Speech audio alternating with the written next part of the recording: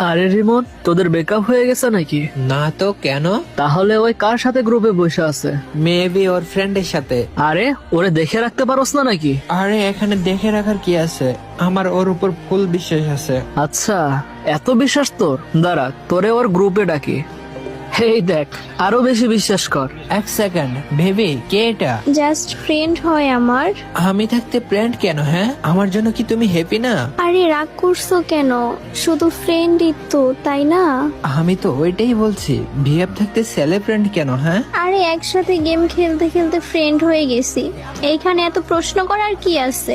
আচ্ছা বলে যদি আমার গ্রুপে একটা মেয়ে দেখো তাহলে তো হাজারটা প্রশ্ন করো, আর আমি প্রশ্ন করলেই দোষ। সত্যি বলছি রিমন, এইটা শুধু আমার ফ্রেন্ড, অন্য কিছু ভাইবো না প্লিজ। আচ্ছা ফ্রেন্ড বাদ দাও, ওরে এখনই ভাইয়া বলে ডাকো, এখনই জলদি। আরে রিমন, সমস্যা কি প্লিজ? আচ্ছা তুমি ওর সামনে বলো আমি রিমনকে অনেক ভালোবাসি। ওর সামনে বলাটা ইম্পর্টেন্ট নাকি?